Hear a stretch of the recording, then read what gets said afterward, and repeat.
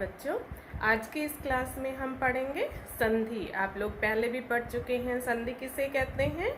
वर्णों के मेल को संधि कहते हैं। जब आपस में दो वर्णों का मेल होता है और उस मेल के बाद जो विकार उत्पन्न होता है अर्थात जो परिवर्तन होता है उसे हम क्या कहते हैं? संधि कहते हैं। ये जो विकार है, ये जो परिवर्तन है, ये जो बदलाव है, ये स्वर के मिलने से भी हो सकता है, स्वर का स्वर के साथ मेल हो सकता है, या व्यंजन का स्वर या व्यंजन के साथ मेल हो सकता है, या ये विकार विसर्ग के कारण हो सकता है। इसलिए हम संधि को 3 भागों में बांटते हैं। कौन कौन सा? स्वर संधि, व्यंजन संधि और विसर्ग संधि। आज हम इस अपनी क्लास में स्वर संधि के बारे में पढ़ेंगे और स्वर संधि के भी बहुत से प्रकार होते हैं। उसमें से आज हम पढ़ेंगे दीर्घ स्वर संधि। तो चलिए हम आपको बताते हैं संधि हम कैसे बनाते हैं। तो देखिए, संधि किसे कहते हैं? जब आपस में दो या दो से अधिक वर्णों का मेल होता है और उस मेल के बाद में जो विकार उत्पन्न होता है, जो परिवर्तन होता है, उसे हम संधि कहते हैं। संधि के 3 प्रकार हमने बताए। 3 प्रकार किस लिए बताए? क्योंकि जो संधि बनती है वो संधि या तो स्वर का स्वर के साथ मेल होने पर बनती है, या व्यंजन का स्वर या व्यंजन के साथ मेल होने पर बनती है, या विसर्ग के कारण विकार उत्पन्न होता है। इसलिए हमने संधि को 3 भागों में बांटा है: स्वर संधि, व्यंजन संधि और विसर्ग संधि। स्वर संधि जब दो स्वरों के आपस में मेल होने से, दो स्वरों के पास आने से उसमें जो विकार उत्पन्न होता है, जो बदलाव आता है, जब दो स्वर मिलते हैं, उन दो स्वरों के मिलने के बाद में क्या होता है, क्या परिवर्तन होता है, उसे हम कहते हैं स्वर संधि। व्यंजन संधि में व्यंजन, जैसा कि नाम से आपको पता चल रहा है, व्यंजन संधि में व्यंजन के साथ में या तो स्वर होगा या व्यंजन के साथ में व्यंजन होगा, और उन दोनों के आपस में मिलने से जो परिवर्तन होगा उसे हम कौन सी संधि कहेंगे? व्यंजन संधि। विसर्ग संधि में विसर्ग के साथ किसी स्वर या किसी व्यंजन के मिलने के बाद परिवर्तन होता है, इसलिए हम इसे कहते हैं विसर्ग संधि। ठीक है, तो पहली है हमारी स्वर संधि।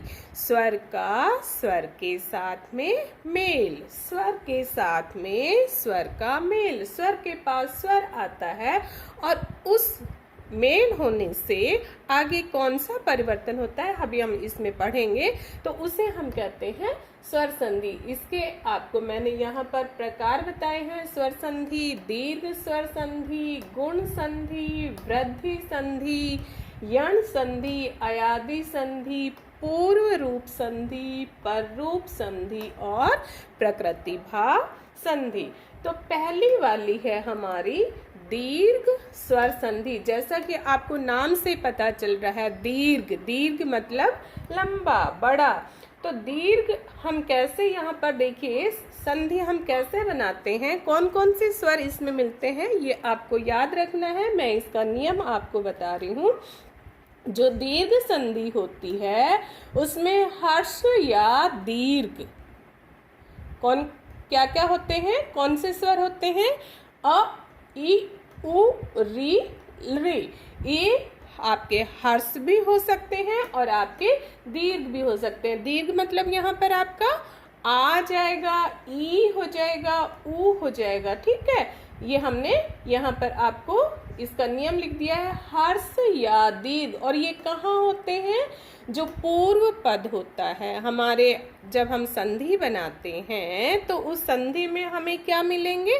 2 पद मिलेंगे। एक आपका पूर्व पद होगा, दूसरा आपका उत्तर पद होगा। ठीक है, तो जो पूर्व पद है उसका जो अंत है, उसका जो अंतिम है, अभी हम आपको बता रहे हैं यहाँ पर, कहाँ आप देखेंगे, ये आपके 2 पद है, ये पूर्व पद और ये आपका उत्तर पद। ठीक है, तो पूर्व पद के अंत में ये आपको अंत दिखाई दे रहा है। जब आप इसका वर्ण विच्छेद करेंगे तब आपको समझ में आएगा कि इसमें क्या क्या मिला। आपको वर्ण विच्छेद करना आता है ना, सूर्य, सूर्य में आपको लास्ट में क्या मिलेगा, अ, ठीक है। यहाँ पर आपका इसमें क्या मिला हुआ है, अ, स प्लस उ प्लस र प्लस य प्लस अ। और उत्तर पद, ये जो आपका उत्तर पद है, उत्तर पद में क्या होना चाहिए, अ, ठीक है। यहाँ पर आपके समान स्वर होने चाहिए, इस चीज का आप ध्यान रखोगे।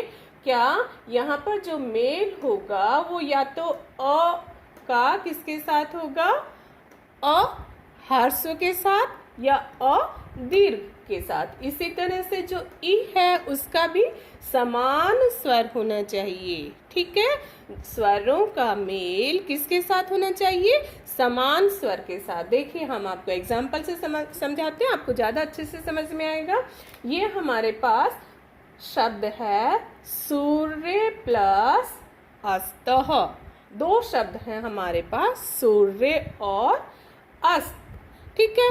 इन दो शब्दों में हमें क्या करनी है, संधि करनी है। ये हमारा सूर्य हमारा कौन सा पद हो गया, पूर्व पद, ठीक है। पूर्व पद का अंत, पूर्व पद का अंत हमने देखा, पूर्व पद के अंत में हमें क्या दिखाई दे रहा है, अ, ठीक है। और उत्तर पद, उत्तर पद का हमने उत्तर पद का क्या देखा, प्रारंभ, आरंभ। उत्तर पद कहाँ से आरंभ हो रहा है, अ से। उत्तर पद किससे आरंभ हो रहा है, अ से। पूर्व पद किससे अंत हो रहा है, अ से। और उत्तर पद जो है वो किससे शुरू हो रहा है, अ से। देखिए यहाँ पर हमने जैसे हम इनको हम अलग अलग डिवाइड कर लेते हैं। पहले अ वाला हम देखेंगे, फिर ई वाला देखेंगे, फिर उ वाला देखेंगे, ठीक है। यहाँ देखिए अ वाला जो है उसमें किस तरह से स्वरों का मेल होगा, अ के साथ में आपको चार स्थिति यहाँ पर मिलेंगी। दीर्घ संधि में, दीर्घ स्वर संधि में जब आप ये नियम देखेंगे तब यहाँ पर आपको चार तरह की स्थितियां दिखाई देंगी। अ के साथ अ का मेल, या अ के साथ आ का मेल, या आ के साथ आ का, या आ के साथ अ। इन चारों स्थितियों में ही हमारे पास जो परिवर्तन है, जो विकार है, उस विकार में क्या आएगा, आ, दोनों में, चारों में, ठीक है। अ के बाद अ के साथ में अ मिल रहा है तो भी हमारा क्या आएगा, आ। अ के साथ में आ मिल रहा है तो भी हमारा आ आएगा। यहाँ देखिए ये हमारा, यहाँ से हमने क्या ले लिया, अ, और यहाँ से हमने क्या ले लिया, अ। तो दोनों हमारे मिलकर क्या बन जाएंगे, आ। इन दोनों का हमने क्या बना दिया, इन दोनों को मिलाकर हमने क्या बना दिया, ठीक है। मैं इसको और अच्छे से समझाती हूँ आपको। देखिए यहाँ पर मैं आपको बताती हूँ।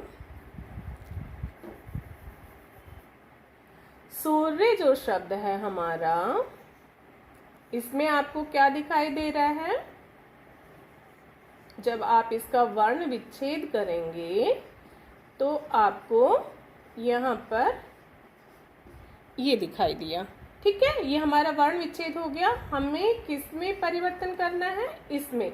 और इसके साथ हमें क्या जोड़ना है, इसका उत्तर पद। और उत्तर पद में हमारे पास क्या है, इसका भी हम वर्ण विच्छेद कर लेंगे, ठीक है, ठीक है। तो ये हमारा पूर्व पद था और ये हमारा उत्तर पद, ठीक है। ये पूर्व पद का अंत और ये उत्तर पद का प्रारंभ, ठीक है। अब इन दोनों को हमने पास में ला दिया है ना, इन दोनों को हमने पास में ला दिया। अब इन दोनों को पास में लाने से हमें इनमें क्या करना है, कुछ चेंज करना है। और वो क्या चेंज होगा, अ प्लस अ जब हमारा मिलेगा तो हमारा यहाँ पर क्या बन जाएगा, आ। इन दोनों को मिलाकर हमने यहाँ पर क्या बना दिया, आ, ठीक है। अब देखिए, अब हम इसको, इस वर्ण विच्छेद को हम दोबारा से क्या कर देते हैं, वर्ण संयोजन कर देते हैं, इसको हम दोबारा से शब्द बना देते हैं। तो ये हमारा स में उ की मात्रा, ये र हमारा ऊपर चला जाएगा, और य जो है इसमें हमारी किसकी मात्रा जुड़ जाएगी, आ की। ठीक है, तो ये हमारा क्या बना, सूर्य। इतना समझ में आया आपको। र आपका ऊपर चला गया है, रेफ है ये, आपने वर्ण विच्छेद में देखा होगा। और ये अ और अ दोनों मिलकर हमारे क्या बन गए हैं, आ बन गए हैं। तो हमने यहाँ पर य के साथ में, अब हमारा ये नहीं है, ये नहीं है, य के साथ में अब हमारा क्या जुड़ रहा है, आ। तो हमने किसकी मात्रा लगा दी यहाँ, आ की। और उसके बाद ये हमारे पास क्या बचा, यहाँ पर हमारा जो भी बचा है उसको हम यहाँ पर ऐड कर लेते हैं। तो हमारे पास शब्द क्या आ गया, सूर्यास्त। तो हमारा यहाँ पर शब्द बना सूर्य प्लस अस्तः सूर्यास्त। समझ में आया। ठीक है, देखिए दूसरा हम आपको बताते हैं। नेक्स्ट वाला देखिए, यहाँ से भी हमने क्या ले लिया, इस म में से हमने क्या लिया, अ, और यहाँ से हमने आ, अ और आ। ठीक है, ये ही हमारा ऑलरेडी था, म में से हमने अ निकाल लिया है ना, पूर्व पद का अंत है ना। तो अंत में से हमने अ ले लिया और इसके प्रारंभ से हमने आ ले लिया, और दोनों को मिलाकर हमने क्या बना दिया, आ। ठीक है, तो ही हमारा ऑलरेडी है, और म में अब हमारी किसकी मात्रा जुड़ेगी, हमारे पास लास्ट में क्या आया, आ। इसलिए इसमें हम किसकी मात्रा जोड़ेंगे, म में आ की। और हमारा लास्ट का जो बचा वाला पोर्शन है वो हम इसी तरह से इसमें ऐड कर देंगे। ठीक है, समझ में आया। यहाँ पर देखिए, इसमें हमारे पास क्या है, अंत में आ। ठीक है, और इसमें आरंभ में क्या है, आ। दोनों को मिलाकर भी हम क्या बनाएंगे, आ बनाएंगे। तो ये देखिए हमारे पास क्या हो जाएगा, म हमारा ऑलरेडी है, ये ह में से हमने आ ले लिया था है ना, और यहाँ से हमने आ लिया, इन दोनों को मिलाकर हमने आ बना दिया है ना। तो ये दोनों की जगह पर अब हम सिर्फ क्या लिखेंगे, एक ही लिखेंगे। ठीक है, और लास्ट में ये जो बचा वाला पोर्शन है, तो प्लस म प्लस आ। ठीक है, इसको हमने वैसे के वैसे आपको जोड़ दिया। तो ये जो है हमें अब हमारी किसकी मात्रा लग गई है, किसकी मात्रा आ गई है, आ की। और ये हमारा शब्द क्या बन गया, महात्मा।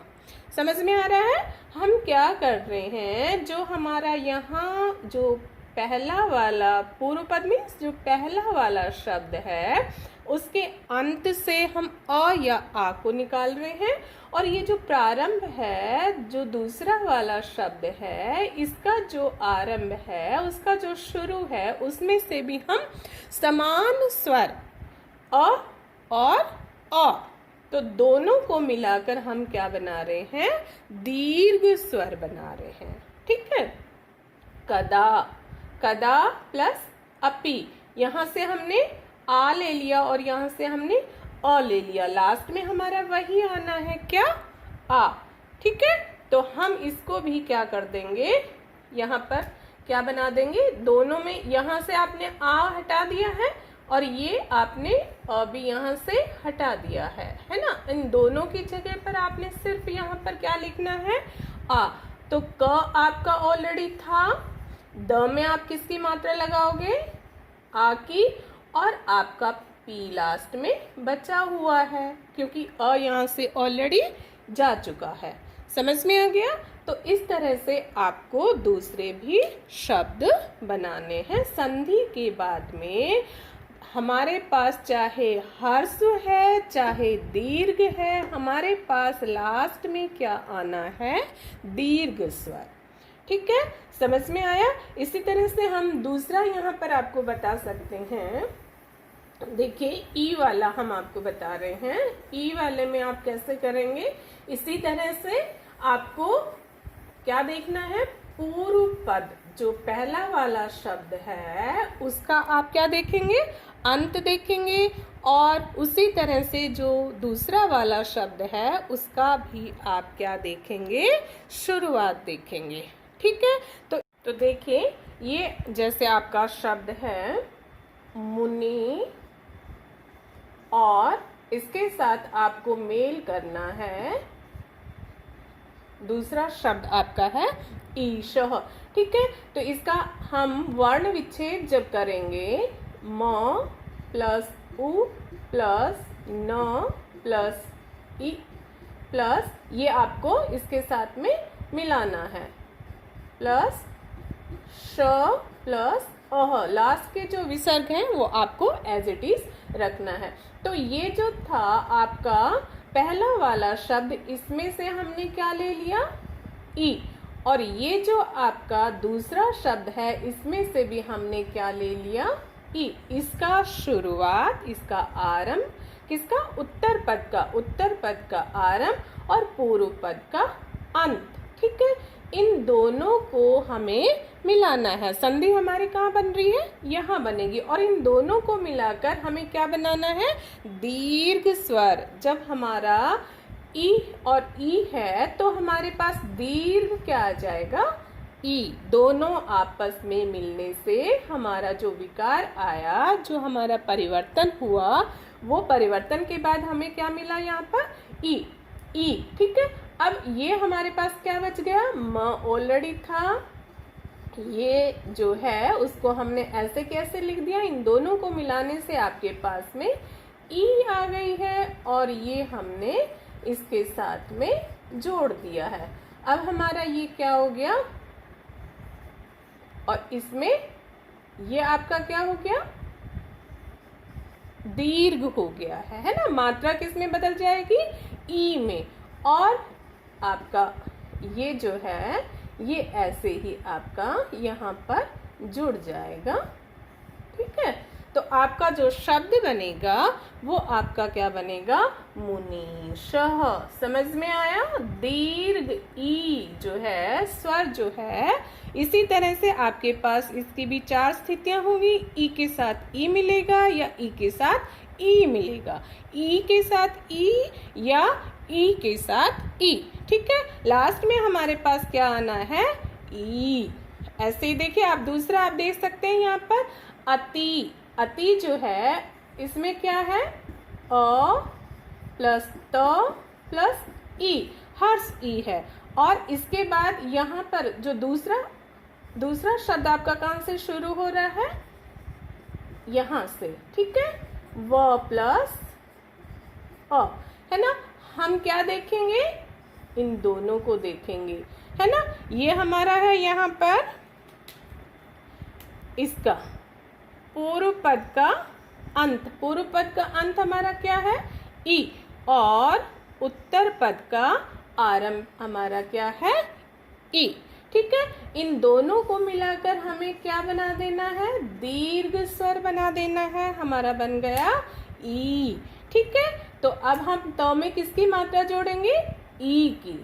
अ ऑलरेडी था यहाँ पर, त में हमने ई मिला दिया, तो त में बड़ी ई की मात्रा हमें लगा दी, दीर्घ स्वर की मात्रा हमें लगा दी हमने, और वह हमारा ऑलरेडी है, तो हमारा यहाँ पर शब्द क्या आ गया, अति। ठीक है, मेरे को लगता है अब आपको समझ में आ गया है। ऐसे ही देखिए नदी, नदी में कौन सी मात्रा हमारे पास है, दीर्घ, है ना, और इसमें हमारे पास हर्ष है। दोनों को मिलाकर हमें क्या बनाना है, दीर्घ बनाना है। तो हमारा शब्द जो आ गया वो हमारा हो गया, अच्छा, नदी प्लस इंद्रः, है ना, तो हमारा शब्द क्या बन जाएगा, नदींद्रः। ऐसे ही रजनी, यहाँ पर आपको ई और इसमें आपको ई, और दोनों को मिलाकर आपको क्या बनाना है, दीर्घ। तो आपका जो शब्द बनेगा वो आपका क्या बनेगा, रजनीशः। ठीक है, इसी तरह से आप किस में परिवर्तन करेंगे, ऊ में परिवर्तन करेंगे। आप जैसे यहाँ पर आपको 4 स्थितियाँ दिखाई दे रही हैं, सेम आपको उसी तरह से ऊ में भी आपको 4 स्थितियाँ दिखाई देंगी। आपको सिर्फ क्या करना है, हर्ष और दीर्घ जो भी है उसको मिलाकर आपको लास्ट में क्या बनाना है, दीर्घ स्वर। जैसे भानु प्लस उदय, तो आप क्या बना देंगे यहाँ पर, भानुद। हाँ, आपका ऊ जो है वो क्या हो गया यहाँ पर, दीर्घ। सु प्लस उक्ति, तो आपका दीर्घ यहाँ पर बन गया है सूक्ति। और ऐसे ही इसमें भी आप क्या कर देंगे, वधूत्सवः। ठीक है, तो इस तरह से आपको संधि बनानी है और अपनी बुक से या दूसरी किसी भी बुक से आपको ज़्यादा से ज़्यादा प्रैक्टिस करनी है।